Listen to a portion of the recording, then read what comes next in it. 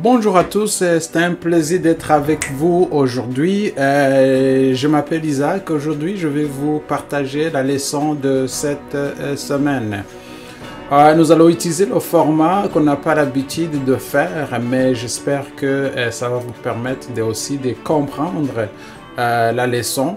Et cette leçon, c'est une leçon très intéressante parce que c'est une leçon qui nous parle vraiment de les séductions de la fin des temps. Les séductions de la fin des temps. Nous allons lire le verset à mémoriser qui se trouve en 2 Corinthiens chapitre 11, versets 14 à 15. Il est écrit, et cela n'est pas étonnant, puisque Satan lui-même se déguise en ange de lumière. Il est donc pas étrange que ces ministres aussi se déguisent en ministres de justice. Leur fin sera selon leurs œuvres. Chers amis, notre monde contemporain est devenu intérêt du surnaturel et du mystique. Alors, ce monde est aidé par Hollywood qui n'a aucun problème à faire des films ayant des thèmes religieux et mystiques dans tout un mélange de réel et de tromperies. Le vieux mensonge, vous n'aimerez point, a également inspiré certains des films et des livres les plus lus des dernières semaines. Des dernières décennies, ainsi que de nombreux jeux vidéo. Vous allez trouver que vous allez avoir des jeux vidéo populaires qui vont donc vous parler des choses là qui exposent, n'est-ce pas, vraiment cette tentation de Satan à pouvoir accaparer les pensées des gens, n'est-ce pas. L'un des phénomènes les plus trompeurs est ce qu'on appelle les expériences de mort imminente ou émis, où ceux qui étaient morts reviennent à la vie avec des histoires d'une vie après la mort. Beaucoup de gens considèrent ces événements comme la preuve d'une âme immortelle. Au cours de cette leçon, nous allons voir quelques subterfuges de la fin des temps, y compris le mysticisme, les expériences de mort imminente, la réincarnation, n'est-ce pas, la nécromancie, le culte des ancêtres et d'autres choses qu'on va voir. Donc, ce sont vraiment des sujets dangereux même, n'est-ce pas, dont nous devrions être conscients sans pour autant nous exposer à leurs influences. Des sujets très dangereux, bien évidemment, mais nous ne devrions pas nous exposer à leur influence. Voyez, chers amis, alors la leçon numéro 1 qui parle du mysticisme. Notre monde a été inondé par des fortes vagues de mysticisme. Le mot mysticisme est un terme complexe qui englobe une grande variété d'idées. D'un point de vue religieux, le mot implique l'union d'un individu avec le divin ou l'absolu dans une sorte d'expérience spirituelle ou de transe. Cela caractérise l'expérience de culte même de certaines églises. Les phénomènes peuvent varier en forme ou en intensité, mais la tendance est toujours de remplacer l'autorité de la parole écrite de Dieu par ces expériences subjectives. La Bible perd une grande partie de sa fonction doctrinale et le chrétien reste vulnérable à ces expériences-là. Alors, ce genre de religion, on va voir que subjective ne donne de garantie contre aucune forme de tromperie, en particulier celle de la fin du temps. Nous allons lire à Matthieu chapitre 27, versets 21 à 27. Alors on va lire le verset 21. « Ceux qui me disent Seigneur, Seigneur, n'entreront pas tous dans le royaume des cieux, mais c'est celui-là seul qui fait la volonté de mon Père qui est dans les cieux. Plusieurs me diront en ce jour-là, Seigneur, Seigneur, n'avons-nous pas prophétisé par ton nom ?» Ça va être une question qui va être posée. « N'avons-nous pas chassé les démons par ton nom ?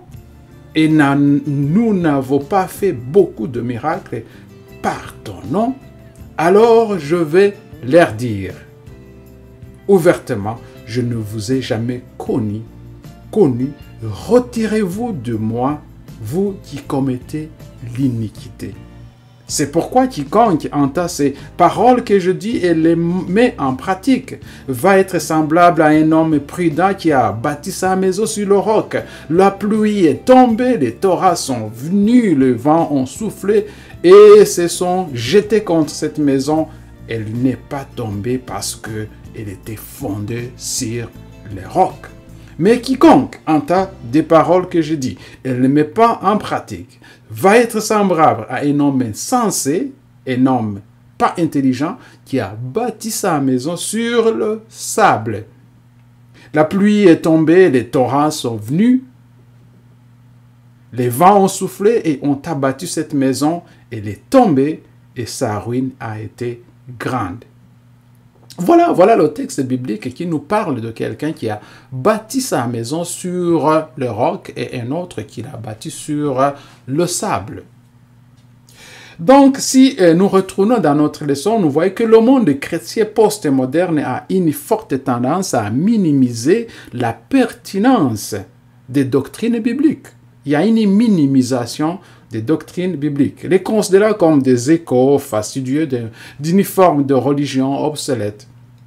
Dans ce processus, les enseignements de Christ sont artificiellement remplacés par des personnes de Christ, argumentant par exemple que certaines histoires bibliques ne pourraient pas être vraies parce que Jésus, tel qu'ils le perçoivent, n'aurait jamais permis que de telles choses se produisent telles qu'elles sont écrites.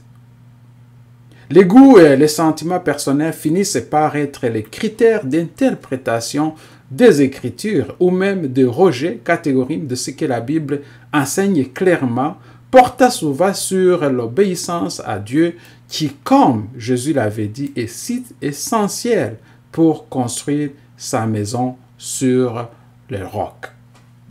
Donc, chers amis, nous devons donc essayer de nous fonder sur le roc et ne pas essayer de prendre des enseignements superficiels. C'est comme si on avale ces enseignements-là, c'est comme vraiment nous sommes en train de bâtir notre maison sur le sable. Alors nous devons faire attention et ne pas bâtir nos connaissances, nos doctrines, d'ailleurs nos croyances sur le sable. Voyons la partie 2 qui nous parle des expériences de mort imminente. Les expériences de mort imminente. Certains des arguments modernes les plus populaires pour prouver la théorie de l'immortalité naturelle de l'âme sont les expériences de mort imminente. Dans le livre Life After Life, The Investigation of a Phenomenon Survivor of Body Death Atlanta, M. Raymond A. Moody Jr. avait présenté les résultats de son étude de 5 cas sur plus d'une centaine de personnes qui ont connu une mort clinique. Et ces personnes avaient été réanimées. Ces personnes avaient confirmé ou affirmé avoir vu un être de lumière aimant et chaleureux avant de revenir à la vie. Cela avait été considéré comme une preuve passionnante de la survie de l'esprit humain au-delà de la mort. Au fil des ans, de nombreux autres livres similaires ont été publiés, promouvant la même idée, c'est-à-dire l'idée telle qu'on a déjà vu un mort vivant en train de marcher, par exemple, sur la route, on le rencontre. Alors, toutes ces expériences de mort imminente rapportées dans la littérature moderne sont celles des personnes ayant des expériences de mort clinique, mais pas vraiment mortes contrairement à Lazare. On connaît l'histoire de Lazare, Lazare qui était mort. 4 jours après, Jésus vient, il va le ressusciter, n'est-ce pas, des morts. Ni Lazare, ni aucun de ceux qui étaient ressuscités d'entre les morts dans les temps bibliques n'avaient jamais mentionné d'expérience de vie après la mort. Dans la Bible, on va voir quelqu'un qui est mort, qui va se relever et puis il va venir marcher, sauf Jésus, bien évidemment, qui est le Fils de Dieu, qui est ressuscité et qui a marché, bien évidemment, et qui est parti au ciel. Mais les personnes, non. C'est en effet un argument de silence, mais il est en plein accord avec les enseignements bibliques sur l'état inconscient des morts. Mais qu'en est-il des expériences des morts imminentes, si souvent rencontrées aujourd'hui? Si nous acceptons l'enseignement biblique, l'inconscience des morts, alors il nous reste deux possibilités principales. Soit il s'agit d'une hallucination psychochimique naturelle dans des conditions extrêmes, soit il peut s'agir d'une expérience satanique surnaturelle trompeuse. On va lire en 2 Corinthiens, chapitre 11, verset 14. Il est écrit: « Et cela n'est pas étonnant, puisque Satan lui-même se déguise en ange de lumière. » Satan lui-même se déguise en ange de lumière. Comprenez ce texte-là. La tromperie satanique pourrait en effet être l'explication, d'autant plus que dans certains cas, ces gens disent avoir parlé à leurs parents décédés. Mais il pourrait s'agir d'une combinaison de deux facteurs. Avec cette tromperie répandue et si convaincante pour beaucoup, il est crucial que nous en tenions, très important, il est crucial que nous nous en tenions fermement à l'enseignement de la parole de Dieu, malgré toutes les expériences que nous pourrions avoir à la rencontre de ce que la Bible enseigne. Chers amis, c'est très important de comprendre que la parole de Dieu doit être étudiée profondément, pas d'une façon superficielle. Nous allons voir le terme de la réincarnation. La réincarnation, c'est-à-dire une personne peut se réincarner en un animal, en un chien, en un chat. Il y a des doctrines qui parlent justement de la réincarnation. Les fondements de la théorie non biblique de la réincarnation ou de la transmigration de l'âme se trouvent dans la notion païenne d'une âme immortelle. Cette théorie a été adoptée par certaines grandes religions du monde. Alors que la plupart des chrétiens croient en l'existence d'une âme immortelle qui demeure dans un paradis permanent ou en enfer après la mort, ceux qui croient en la réincarnation soutiennent qu'une telle âme immortelle traverse de nombreux cycles de mort et de renaissance ici sur terre. Pour certains, la réincarnation est considérée comme un processus d'évolution spirituelle qui permet à l'esprit d'atteindre des niveaux toujours plus élevés de connaissance et de moralité dans son voyage vers la perfection.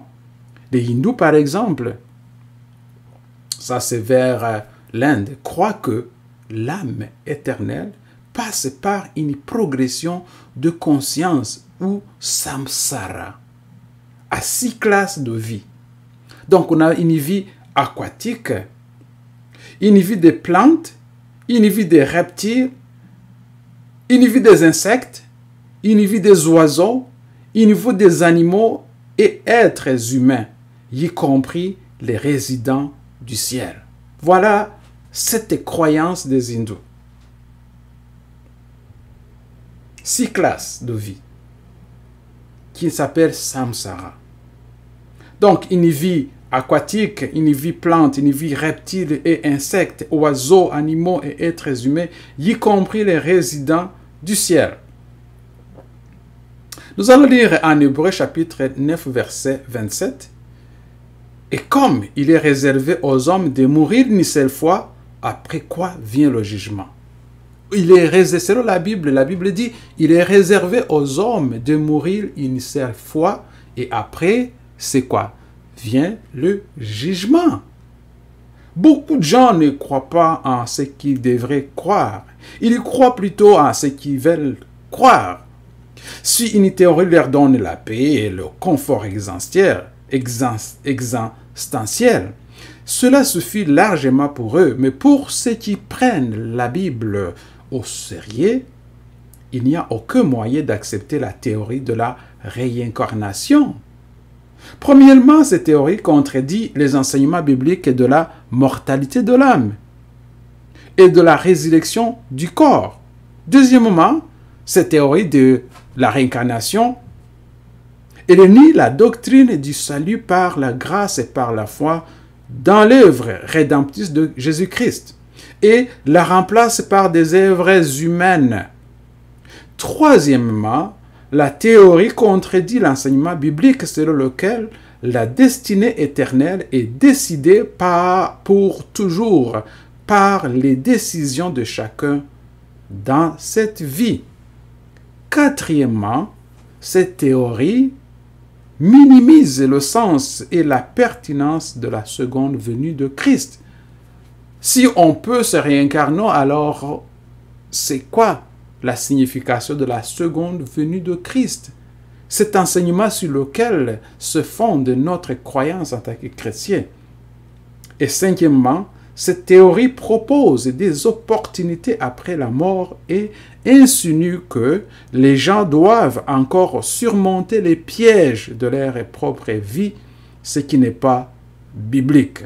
En bref, il n'y a pas de place pour l'idée de réincarnation dans la foi chrétienne. Il n'y a pas de place de cette idée-là de la réincarnation dans la foi des chrétiens. Très important. Alors, nous allons continuer avec cette leçon qui est très intéressante. Il nous parle de la nécromancie ou la culte des ancêtres. Oh, le culte des ancêtres. C'est un culte-là qui se pratique un peu partout, d'ailleurs, dans le monde contemporain. Les gens qui prient pour leurs ancêtres. Alors, chers amis, c'est important de pouvoir comprendre que nous devons faire attention avec ce genre de culte. Le mot nécromancie dérive des termes grecs nékros, qui est mort, ou manteia, divination. Pratiquée depuis l'Antiquité, la nécromancie est une forme d'invocation des prétendus esprits actifs des morts afin d'obtenir des connaissances, souvent sur des événements futurs. Le culte des ancêtres, quant à lui, est la coutume de vénérer les ancêtres parce qu'ils sont toujours considérés comme une famille et dont l'esprit peut, croit-on, influencer les affaires des vivants. Ces pratiques païennes peuvent être très attrayants pour ceux qui croient à une âme immortelle et qui ont perdu leurs proches. On peut voir l'histoire de Saul, n'est-ce pas? Qui est allé visiter, qui est allé chercher Samuel, le prophète Samuel. On voit cette histoire dans 1 Samuel 28, verset 3 à 25. Et on peut voir comment il se présentait à cette veuve d'Endor pour qu'il puisse voir Samuel qui était mort. Mais si vous avez suivi cette histoire, vous savez comment ça s'est passé, comment Dieu a réprimandé Saul pour aller consulter le divin. La Bible déclare très clairement que tous les divins, médiums, sorciers, nécromanciens dans l'ancienne théocratie israélite étaient des abominations pour le Seigneur et devraient être mis à mort par lapidation. C'est ce que la Bible dit. Conformément à cette loi, Saul avait détruit tous les médiums et les divins d'Israël. Mais alors, après avoir été rejeté par le Seigneur, Saul lui-même alla dans la ville cananéenne d'Endor pour s'enquérir auprès d'un médium, d'un sorcier, comparu avec... donc, si vous regardez un peu, il lui a demandé d'évoquer le prophète Samuel décédé qui serait venu dans une apparition nécromancienne et aurait parlé avec Saul. L'esprit ton père qui se faisait passer pour Samuel a dit à Saul, qu'est-ce qu'il lui a dit? Demain, toi et tes fils, vous serez avec moi. Voilà la réponse que Saul a obtenue de cette soi-disant Samuel. quand il est allé consulter son mort. Il a dit, toi, avec tes fils, vous serez avec moi. Tout en prédisant la mort de Saul, cet esprit trompeur entraîna simplement la forme de Samuel, réaffirma la théorie non biblique de l'immortalité naturelle de l'âme. C'était une puissance tromperie, et Saul aurait dû mieux faire que de s'impliquer dans ce qu'il allait précédemment condamner lui-même. Il avait été précédemment condamné lui-même, donc il s'est condamné en allant consulter cette magicienne. Plus de 2 siècles plus tard, le prophète Ésaïe a écrit ceci. Si l'on vous dit, consultez ce qui évoque les morts et ce qui prédisent l'avenir, qui poussent des sifflements et des soupirs, répondit, un peuple ne consultera-t-il pas son Dieu? S'adressera-t-il aux morts en faveur des vivants? À la loi et au témoignage, si l'on ne parle pas ainsi, il n'y aura point de rôle pour le peuple. Ésaïe 8, versets 19 à 20. Combien de fois, chers amis, sous le stress, faisons-nous des choses que nous savons être mauvais? Pourquoi la foi, la prière et l'obéissance à la parole de Dieu sont-elles notre seule défense sûre contre nous-mêmes? Nous devons faire attention. Nous avons une liaison directe avec Dieu. Nous avons une liaison directe avec Dieu. Par la prière, Dieu va nous répondre. Et si nous voulons savoir ce que Dieu veut de nous, nous devons consulter la parole de Dieu.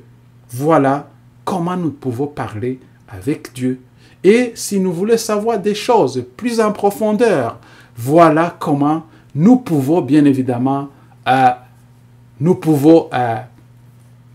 marcher avec Dieu et lui parler. Nous allons voir la personnification et les autres apparitions. Ça, c'est le dernier point que nous allons traiter. Et on nous parle de personnification et autres apparitions. Les personnifications démoniaques des morts et d'autres apparences démoniaques sont sensibles à la nécromancie. Les personnifications peuvent prendre la forme d'un membre de famille décédé, d'un ami ou de n'importe qui. L'apparence physique et la voix sont très très similaires à celles du défunt. Toutes ces tromperies sataniques sont utilisées pour tromper ceux qui ne sont pas fermement ancrés dans la parole de Dieu. Personnifiés par ces esprits de mensonges, les apôtres contredisent ce qu'ils ont écrit sous l'inspiration du Saint-Esprit pendant qu'ils étaient sur la terre. Et plus encore, pour couronner le grand drame de la séduction, Satan lui-même va simuler l'événement du Seigneur. On voit ça dans le livre des tragédies des siècles à la page 551. Nous allons lire ce verset de 2 Corinthiens 11, versets 14 à 15. Et cela n'est pas étonnant, puisque Satan lui-même se déguise en ange de lumière. Il n'est donc pas étrange que ses ministres aussi se déguisent en ministres de justice. Leur fin sera selon leurs œuvres. La fin de ces anges-là qui se déguisent en anges de lumière, leur fin sera selon leurs œuvres. Alors, je vais continuer en disant, l'apôtre Paul nous a avertis que si nous n'avons pas à lutter contre la chair et le sang, mais contre les dominations, contre les autorités, contre les princes de ce monde et des ténèbres, contre les esprits méchants dans les lieux célestes. Nous ne pouvons être protégés contre ces tromperies qu'en étant revêtus de toutes les armes de Dieu, décrites dans Éphésiens chapitre 6, versets 13 à 18. Les personnifications et les apparences sataniques peuvent être très effrayantes et trompeuses, mais elles ne peuvent pas induire en erreur ceux qui sont bruité par Dieu et fondé sur la parole de Dieu. D'un point de vue doctrinaire, ceux qui croient à la doctrine biblique de l'immortalité conditionnelle des êtres humains savent que toute apparition ou communication avec les morts est d'origine satanique et doit être rejetée par la puissance salvatrice de Dieu.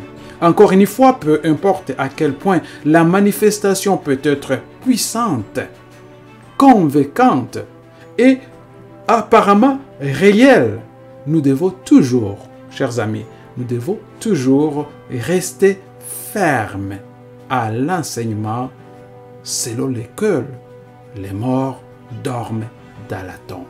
L'enseignement est que les morts dorment dans la tombe. Un point. Très.